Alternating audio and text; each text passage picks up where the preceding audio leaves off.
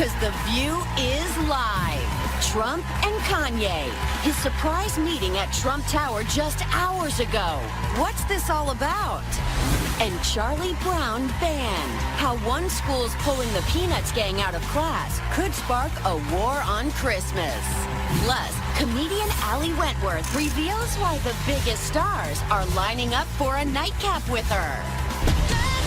Here come Hot Topics with Whoopi, Sunny Hostin, Joy Behar, Sarah Haynes, and Jedediah Bila. Now, let's get things started.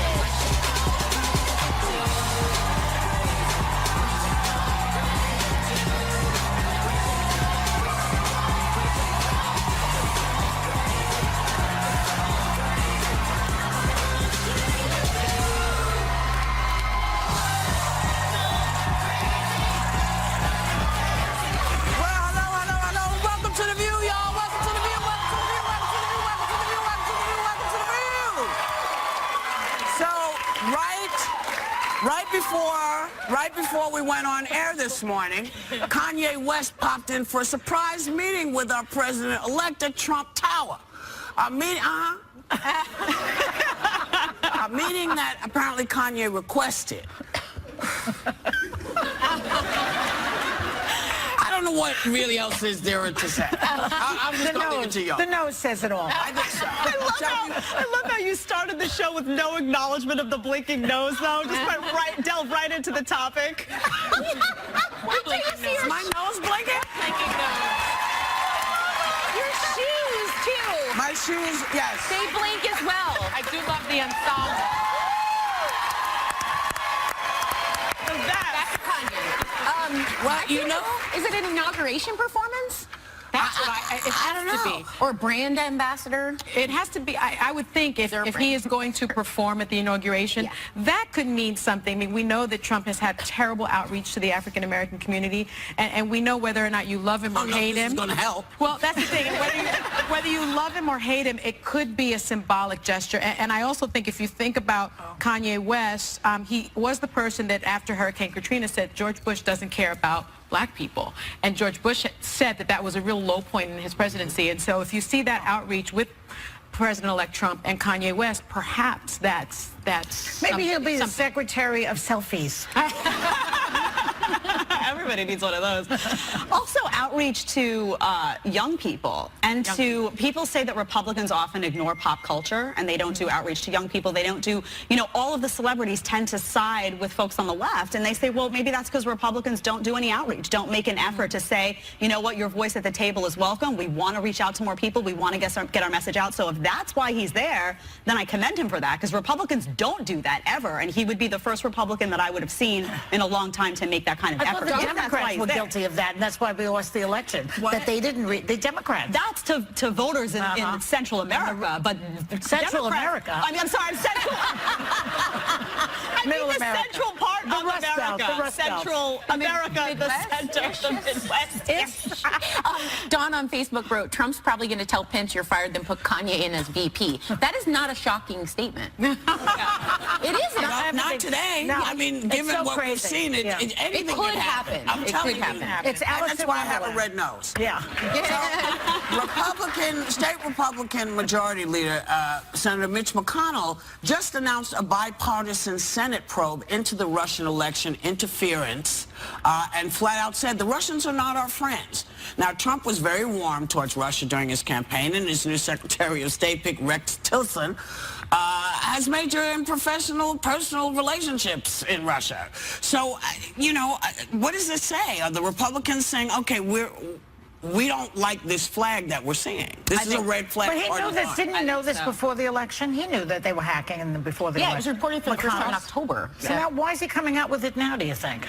Mitch McConnell? Yeah. Well, I think he wants to be on the right side of history, for one thing, which is that you have to defend the democratic process. Well, but he was pretty neutral throughout the election. He was. If you remember, Mitch McConnell largely avoided discussing Donald Trump. He just avoided comment. I think that's called hedging your bets, Sonny. Well, like if he won, they would get a job, and if he lost, they would be clean. He did hedge his bets, but I think he also counseled a lot of the Republicans how to deal with Trump if he were elected or if he had not been elected. So I also think that there's a point where Something people, you know, we talked about the line in the sand. Yeah. This is his line in the sand. Yeah. You can't turn us over to Russia. And if there's an issue, and Trump has said, you know, there's something wrong, it's you know, it's crooked, it's this. So now we're seeing that there might have been some crooked stuff. So everybody should be very happy to find out that America is going to remain their own country and not be a puppet government for Russia. Shouldn't Trump be interested in looking into it? Because he's the one who's worried about being rigged. This is where his ego is undoing him, though. This is like a tragic flaw of his. Like, this is a moment where he said himself there were millions of people that voted. It doesn't change the result. Trump did. Going forward, it should be, this is never acceptable. Trump should be saying the Russian hacking. They need to be looking back at how this all started and saying, in the future, we're not talking changing the results. I'm just saying everyone should be putting their head down and saying, we got to fix this. Because, you know, the Russians have done this before. They've put in puppet governments.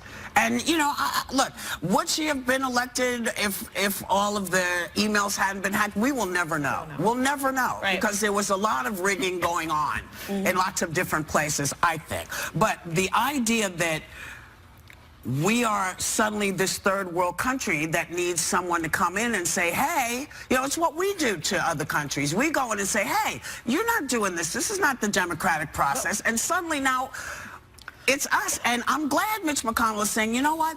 This is my line in the sand. Lindsey Graham and John McCain also. And Lindsey Graham. Other so Republicans. thank you guys. Thank you, Republicans, because I appreciate it. You know? But in order for this, you know, my fondest wish is that this election would be null and void. You know, everybody knows where I'm coming from. All right, I know a lot of people agree with me, a lot of people do not, that I should accept him as the president. What they need to do is find a smoking gun. They haven't found a smoking gun in the RNC's emails that would connect Russia directly to Trump. Well, they're not going to find it in RNC emails. They're not going to find wherever it. they need to, somebody needs to find that, and then they can say this election did not play correctly. That would be treason. That would be treason. Short of that, I don't think they can undo the election because they're saying that Russia might have hacked into it, but they're not saying that there was a direct connection between Trump and because Russia. there's not enough time. They've just copped to it. Something they've known, as you said, since, you know, almost a year ago. They knew. You can't quantify the difference it had with those emails being released by WikiLeaks and Assange. We don't know. But you know what? The night is young. You never know what's going to happen. Well, that's why I say you have until the 20th. Anything can happen. Hope springs eternal. Yes. You know. But for today, I think it's a coming together moment to look at. You know, we always say, well, Republicans care about, you know, certain things and Democrats care about certain things. Well, guess what? There's a whole bunch of people on both sides of the aisle that care about putting America first and are concerned about interrupting. No, there's plenty. Yeah, but I'm not even just talking about people in positions of leadership. I'm talking about American voters out there who are saying, we absolutely must protect the democratic process. Regardless of who wins an election, we cannot have a country like Russia, like Iran, like whatever, that's a political foe meddling in our system. And I think you're going to have an uprising of people that say, I don't care if my guy won. That's great. Yeah, but he has to have won. Wait a second. If there was a nexus, they only care if it affected the election. I think a lot of voters are saying, why are you making much ado about nothing? Because the bottom line is he would have been elected anyway. But the president-elect, if I may call him that. President-elect. The president-elect can barely get the words out. You know, he himself doesn't say, oh, gee, this is a terrible thing for the country. Because he doesn't know his history. He was asking in that tape we showed yesterday, saying, come on, Russia, hack into Hillary's emails. I mean, the president-elect himself. That's true, but that's to imply that people on the right necessarily follow his lead, I think is false. But the fish stinks from the head, okay? No, that's not, but that's not how it works. I think Trump was the biggest divider in the Republican Party in a long time. So the whole talk of the Republican Party along the way was they weren't getting on board. And they held their nose. But they're on board now. A lot of people held their nose. Well, you know, they're all lining up. Come on. But here's the thing. I do feel like, again, the line in the sand is they don't want this process, whether they liked Obama, hated Obama. There's a lot of stuff, a lot of them don't like about each other, but one thing that they are united about, I feel, well, because why would, you know, Mitch McConnell, what is he says stuff and then you don't hear from him for 2 years.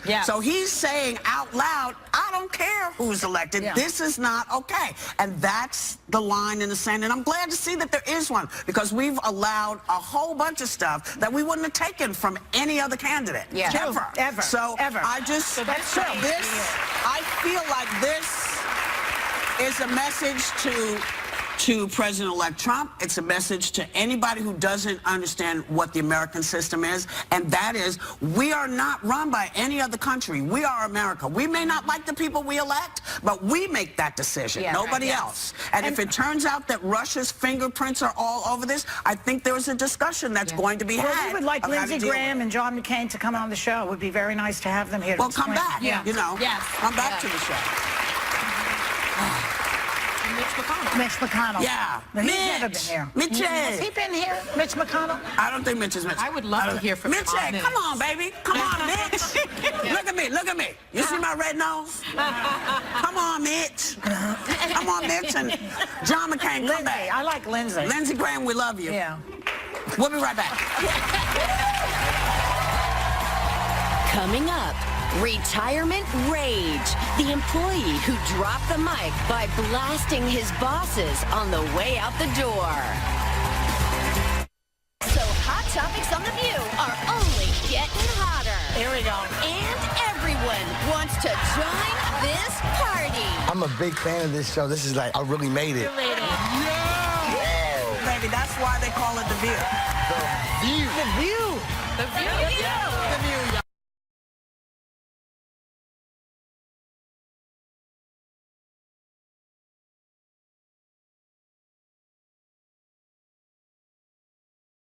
On ABC. And even Whoopi to let loose. Welcome back.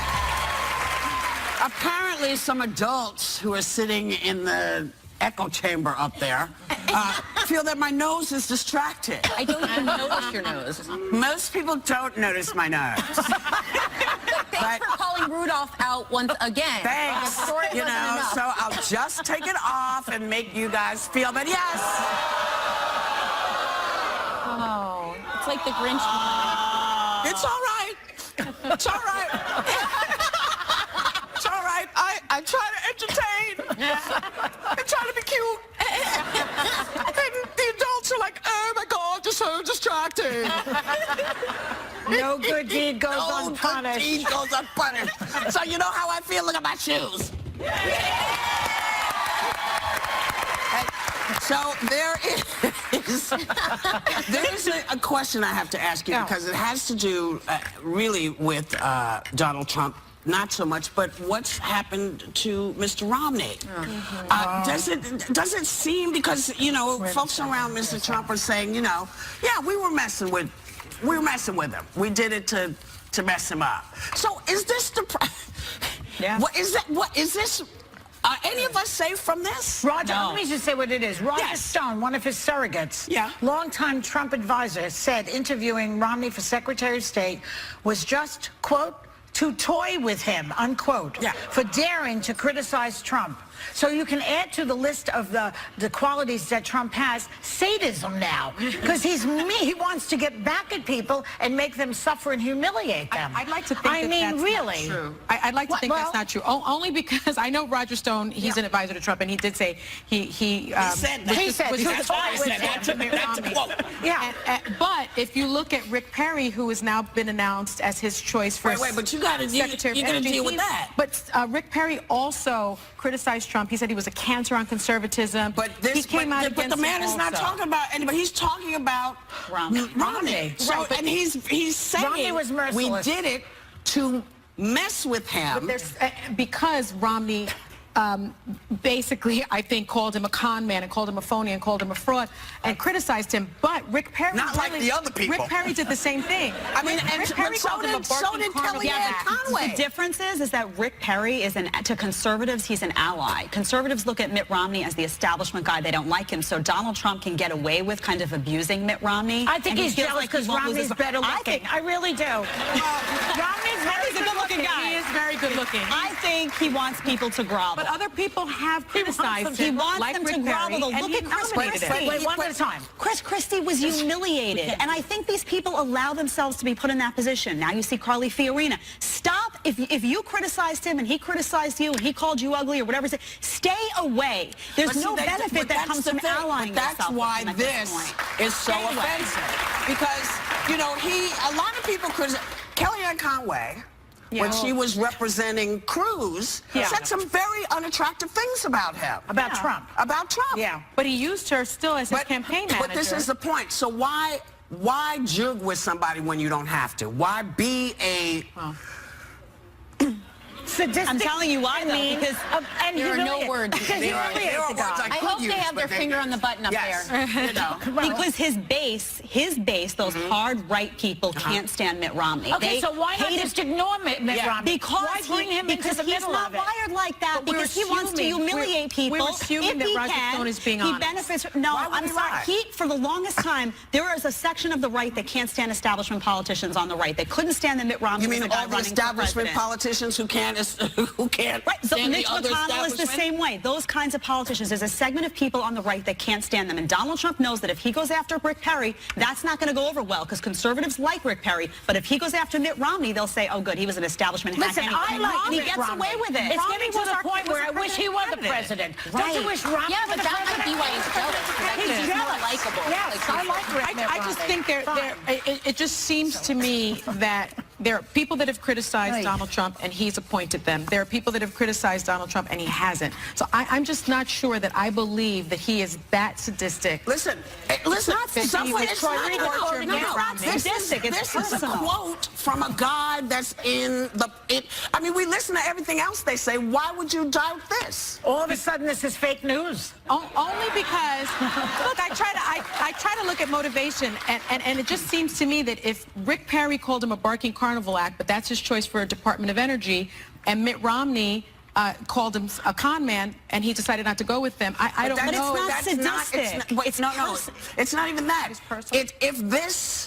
If the man hadn't said it, we wouldn't be talking about it. Yeah. If the man hadn't said, we did this specifically to him because he was a bonehead to us. He did say that. That's what he said, and that's why we're discussing it. He did say that. Yes. And so once he puts that out there, we say, wow. That's why? That's kind of crappy. If it's true, it's horrible. Well, the man said it now. He said it. Why are you shocked by it, though? Well, I understand. I don't know why you're surprised either. But does it make sense to you from a political perspective that grassroots right can't stand the likes of us?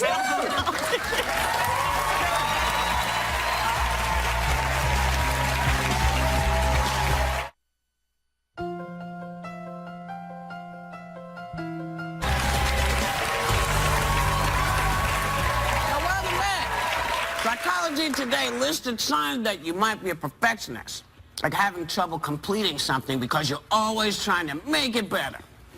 Let's speak to anybody at the Yes, that's me. I have so many brilliant ideas in my drawer. if I ever finish them, I'd be like Albert Einstein. I thought you said you had brilliant ideas in your drawers. I have that. I do. That's what I meant. Right in my drawer. That's exactly what I was talking about. It is. When I read this list for Hot Topics, so many of them spoke to me. It's kind of scared me. It's something that I've struggled with a long time. Like one is you can't trust others to do a task correctly, so you rarely delegate. You have demanding standards. Only you can do it. Only I can do it. I do that. Only I can do it. Okay. You have demanding standards for yourself and others. That's true of you. And I like that. I like that. That's true of you. Yeah. It's true. Number 8 for you. You tend to fixate on something you messed up. Remember the Jeopardy? You know I do.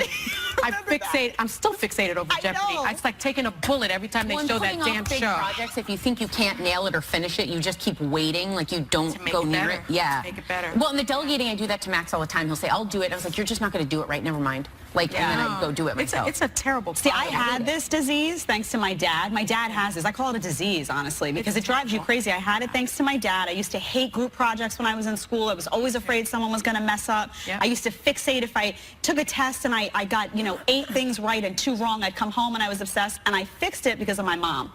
My mom came to me one day and she saw a kid that was going to be tortured her whole life and said, you know what? Life is too short for this. You need to learn to make mistakes. You need to learn that none of this stuff you're worried about is a big deal. And it worked? You need to chill out. And she repeated it so many times. Right. She said, I wanted you to be the kind of kid that could throw your hair back and say, you know what? Life is too short. And I finally learned it. It took me a long time. And I got to tell you, I'm so much happier. Really? Yeah, I'm not there. I have to play the tapes in my head all the time. It's okay, let it go. It's okay, let it go. It's okay, let it go. God, you need Ruminating. this table needs a lot of therapy. Let it go, let it go, let it go, let it go, let it go. A lot of shrinking at this table could be very useful. What could be useful? Shrinking, therapy. Whoopi's my therapist. I've done it already. I've been there, done that. I know you taught me your little psychodynamic. Yeah, psychodrama, yeah. I'll give you a psychodrama. I don't need this. I'm cool. She's fine. No. See any of these that spoke No, to you? She doesn't. because I see something I have to get done, I get it done. I get it done. Yeah. And if I do it the best I can and somebody can do it better, fine, come back and do it. But I've done what I'm supposed to do. And I don't have time to fool around and go, well, it maybe needs to have a little bit more. You have a creative mind, it's too though. much. But my mind doesn't stop me from going forward. Yeah. Most of the time, I think people get fixated on stuff because they don't want to go to the next thing. Yeah. Sometimes it's just like, I don't want to deal with it right now, so I'm just going to do this until I'm ready to move on. And sometimes that's all it is. I find that I have this one here. You have demanding standards for yourself. In stand-up, And others. and others not as much. For myself, in stand-up comedy, like if I have to do an hour show, it is incumbent upon me that I have to be funny for one entire hour. Like there can't be any lulls. They have to be laughing hysterically for 1 hour, or I refuse How to do it. hard is that to do? Don't you have to dips and valleys? It's been extremely stressful for 35 years. Yeah. It's very stressful because I watch some comedians and they have like gaps. You know, they're Bring it walking down, around. back up. People are relaxing. You know, they can have a minute to look at their iPhone. Not me. If you are not laughing every single second, and that's why I don't want to do it. I don't want to do it as much because I have too much writing on it. It's ridiculous. You should hang out with Jed's mom. Hang on, Mom. That's the only area, though. The rest of it, I don't have any you get anxiety about nervous? this show, for example. Oh, yes, of course. Do stand-up? Oh, yeah, very nervous. Stand-up is hard, I imagine. puke. I puke. Do you? Sometimes. I used to. You get nervous. You do Well, no, because Sometimes I don't have the same issues that Joy has. Yeah, it's because different. Joy is a stand-up. I'm not a stand-up. You do stand up. She does. I'm not a stand-up. A stand-up has to do what Joy does. Yeah. I don't do that. I'm a storyteller. I was going to say, because So I went to see you and you were I telling tell stories. I want to be a storyteller And now. Well, you can. But you have to. I don't have the patience. I can't. But here's the thing about being a storyteller. What it does for me is if I see something and there's a hole, I can't get beyond the hole until I've fixed it. Oh. So the stories have to flow. Yeah, of course. You know, they have to flow. They can't be choppy. Well, that's So the same it's- kind of thing in a way. Well, in a way, but the puking. I do it differently because most of my show's not written down. There are things that I like to talk about that I always know I'm going to do. So if the audience is like not in the groove with me, I go into the things I know is going to bring them in. I see. It was That's shocking it. to me when I went to What see your was show. shocking? The fact that I was funny? No, I know you're funny. At the King Theater, I think in Brooklyn, Yeah. you allowed the audience to ask you questions. Yeah. And Oh, I I was do like, that, too. oh my gosh, what are they going to ask? That was, for me, like the most fun part of the show. Wow, thanks. Well, it was so much fun.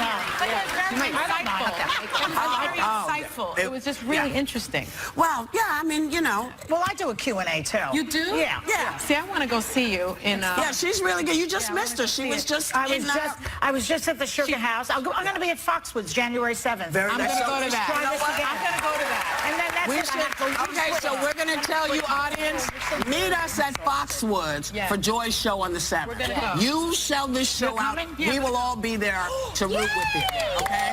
We'll see you. We'll be right back.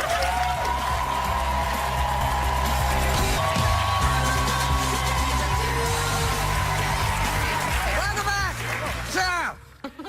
I got Yeah. something, you guys. The holidays are a time to connect with people you love, and we're helping you do it for less this season. Really? Yes. Total Wireless offers unlimited talk and text plus 5 gigabytes of 4G LTE data on America's largest and most dependable network, all for just $35 a month. And we're making a connection with members of our audience right now because you're getting an LG X-Style smartphone and 1 month of Total Wireless airtime. That's nice.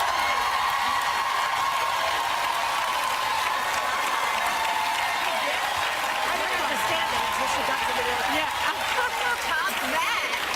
That's a good one. Well, She- golly. But until she got to the word phone, I didn't know what she was talking about. She's making it rain with her cars. You know, a Texas public school teacher was forced to remove a display Christmas display of Linus from, you know, Peanuts, the Peanuts I love that. cartoon, you know, the Peanuts Christmas cartoon. Special, yeah. Along with the quote, "For unto you is born this day in the city of David a Savior, which is Christ the Lord." That's what Christmas is all about, Charlie Brown. Now that's direct from the cartoon. And they made him take it down. Well, there were many quotes from the cartoon. They picked one that was particularly provocative, I But think. it's the heart of it, though. Well, to people who don't like the idea of keeping religion in public places, they don't like that. So that's yeah. But why do people have to get offended by everything? Like, I'm not religious, but if I see something, why does it have to offend you? Why can't you just say, I mean, I was raised Catholic for years. If I see a menorah, I say, oh, that's great. Someone's expressing themselves and what they love and what they're passionate about. If an atheist is entitled to not believe in anything, it doesn't offend me, though. And I think there's something wrong culturally if we jump to be offended by everything.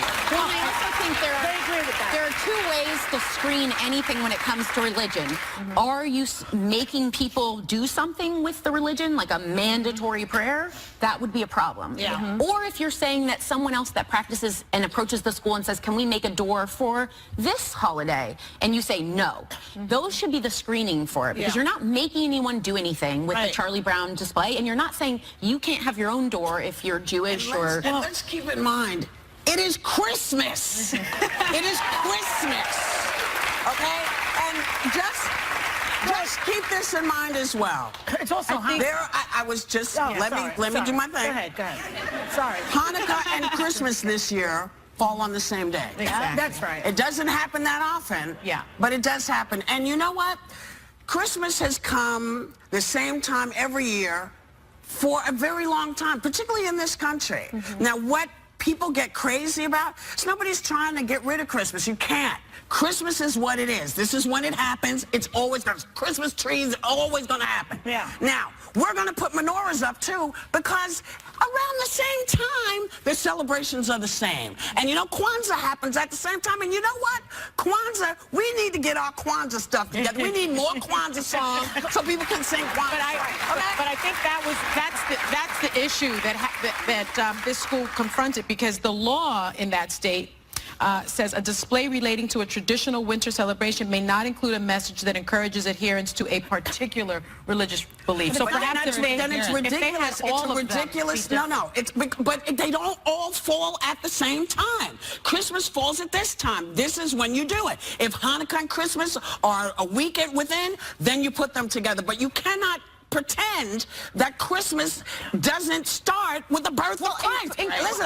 Listen, don't do it, because I don't want to disappoint you. I don't want to disappoint you. I'm not a religious person, okay? I'm not a religious person, but I do know that Christmas starts with the word Christ. It's about the birth of Christ. So you can't erase that. Yeah. And if you don't believe in it, then you got Santa Claus. Santa Claus is not a religious thing. He's a big old guy with a nose and stuff. Hanukkah isn't even equal to Christmas. Their high holidays are Yom Kippur and Rosh Hashanah. So a lot of people that are Jewish will say, you guys put so much emphasis on Hanukkah, but Christmas is your high holiday and Easter is your Except that Hanukkah, when it comes to gifts, 8 days of presents. It's very I'm not going to lie. Very nice. So it's a whole thing. You know, let me just say one thing there, because I'm a very big Christmas fan. Yes. I love Christmas so much. Yeah. And I still say separation of church and state must be adhered to. In a public That's school. not what that means, though. That separation of church and state means preventing the establishment of a national religion, not preventing people from expressing but the their law in beliefs this about state, religion. I agree with you, Joy, because the law in this state says you can't really have this adherence to a particular religion. But you're not forcing other people to adhere. But it's the same conversation. But it's the same conversation with a woman's right to choose. What I do with my body is my right. It is not your right to tell me. The same thing is if you believe in Christmas, it's not my right. I grew up and kids who didn't go to Catholic school had Christmas, and we never knew what their religions were, but we hung because it was Christmas, it's a holiday. Yes, I know we have to go, but they wouldn't shut up. We'll be right back. Next, how did Allie Wentworth's Nightcap with Sarah Jessica Parker end with a little girl on girl? Find out right after this. This week on The View, We want to kick things off with some really good news. 'tis the season for holiday hot topics. Yeah. Plus, we're hanging with Taraji P. Henson, and we've got an Idol holiday reunion you don't want to miss. Wait. There's more. Because Christmas comes early with our epic holiday show. The legendary Patti LaBelle makes our view a little sweeter, and Darlene Love brings down the house. Hey, this week on ABC. One of the funniest women we know is also our friend, funny woman Allie Wentworth. She's at her best in her new series, Nightcap, as a talent booker trying to survive life behind the scenes of a late-night talk show. Please welcome the very funny and fabulous Allie Wentworth.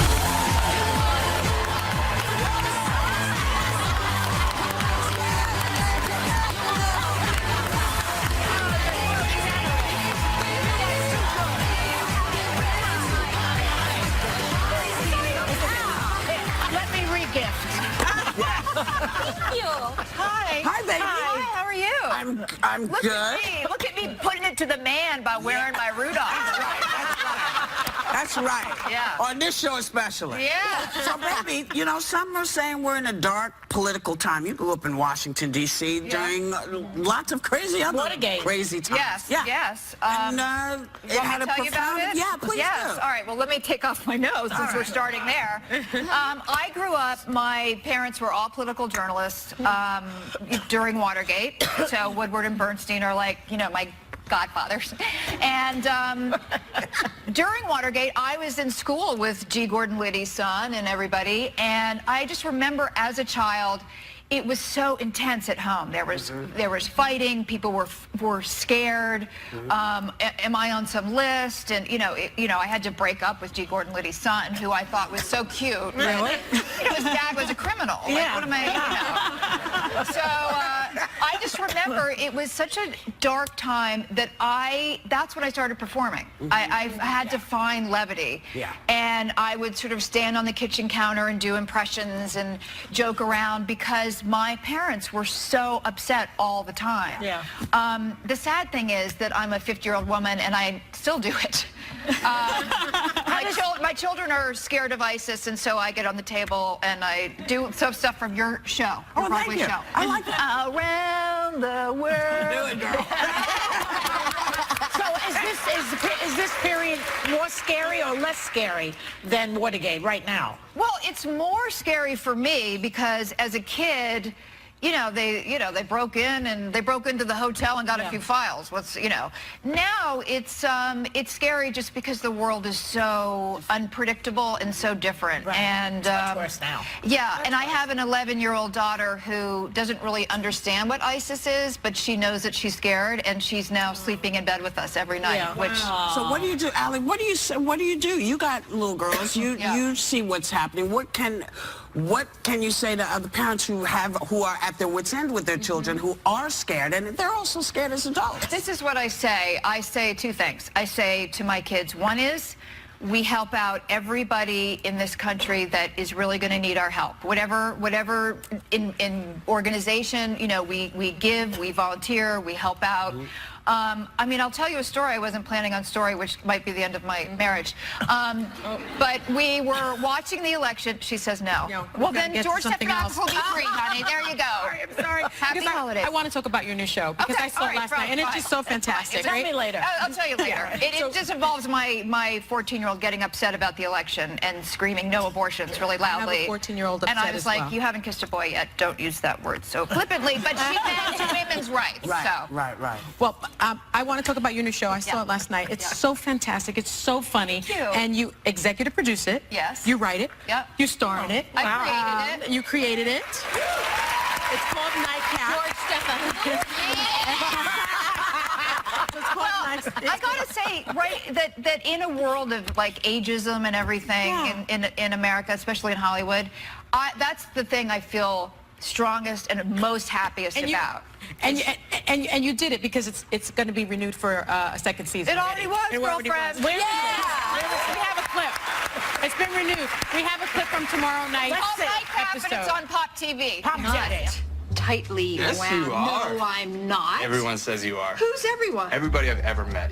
old people, young people. Even a baby one time was like, oh, tiny, wow. God forbid I'm in my 40s and not married and I don't have children, so oh my God, I gotta be uptight. Oh, you're 58. Because I'm in control of this world of broken toys and I'm the captain of the ship. I'm the captain of Nightcap, right? And because I'm a woman, I have to be uptight or a bitch. Now I know how Hillary Clinton feels.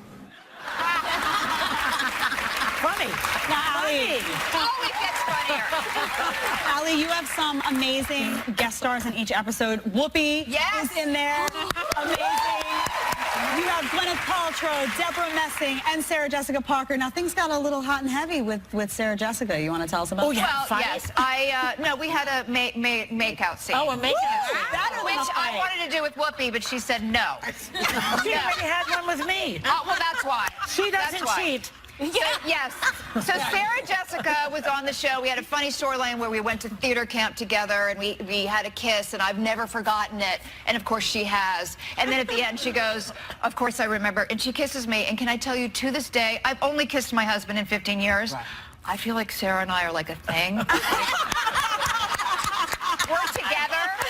So I saw her at a bar mitzvah recently, and she was like, hi, hey, how you doing? I was like, fine. You know what? Poor George. Well, poor George in general. Let's just And the say reason that. we keep bringing George up, because of course you know she's married to George Stephanopoulos.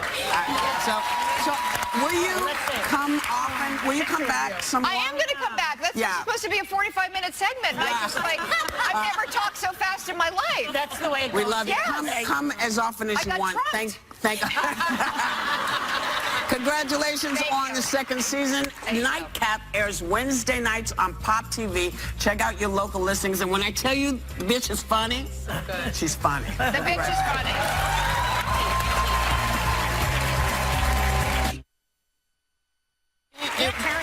Oh, have a great day. Take a little time to enjoy the view. I'm doing it fast because we don't have any time.